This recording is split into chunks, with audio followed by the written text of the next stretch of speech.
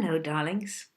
I wanted to talk to you about the experiential archaeology that is really part of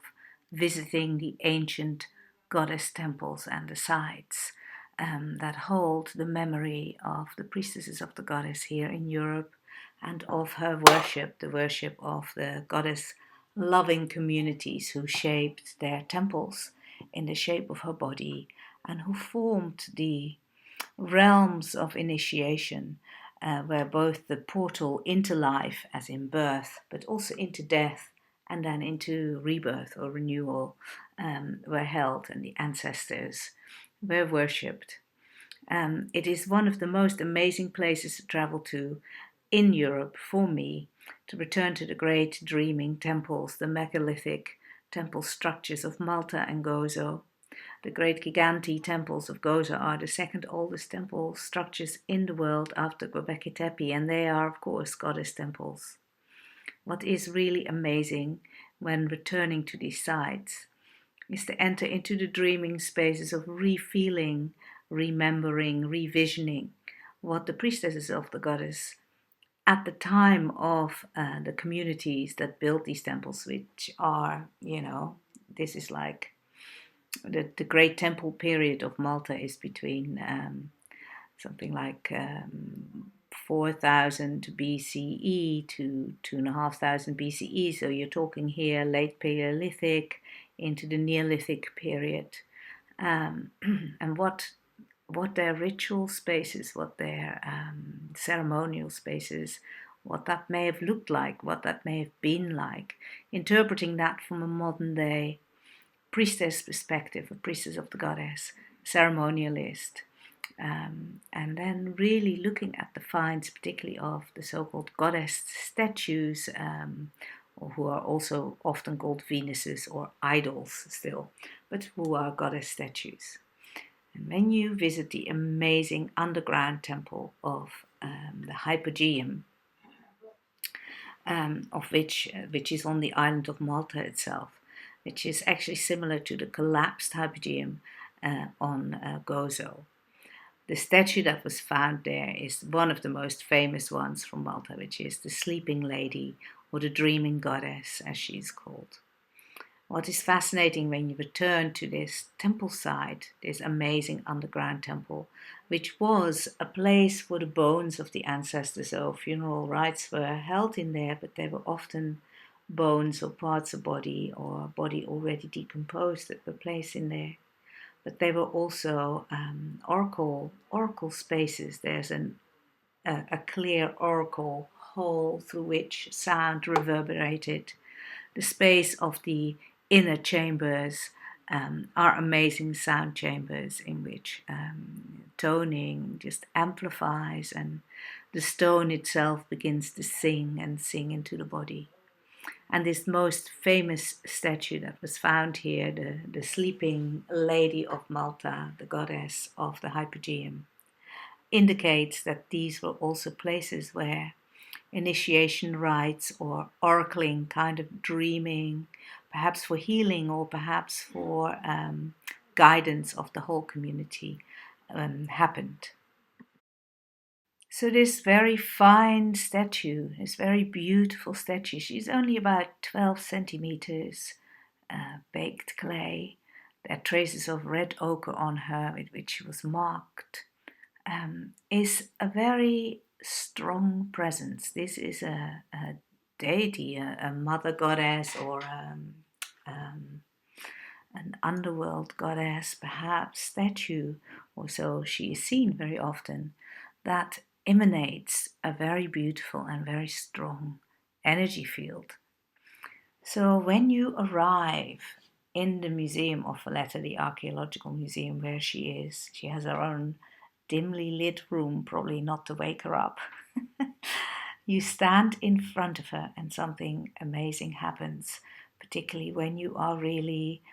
a devotee of the Divine Feminine. If you come there with this kind of respect and the energy of worship, really, to stand in front of one of these very sacred items of our ancestors, whatever exactly this statue may represent, it's for certain that. And then when we were there in, I think this may have been in 2018, something quite amazing happened, because this statue is often described as a goddess lying on her side on her bench or couch bed, um, wearing a skirt with the markings, the typical markings of the skirts of the goddesses of Malta. The goddess, all the other goddess statues of Malta, if they're dressed, they're usually bare-breasted and then having a skirt of some sort on.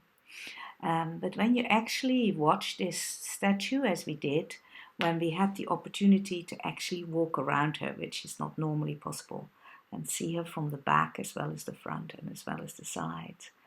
what I noticed was that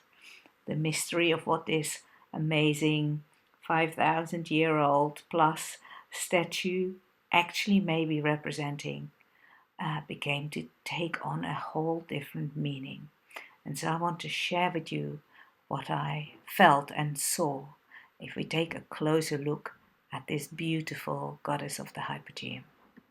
First of all, when we're looking at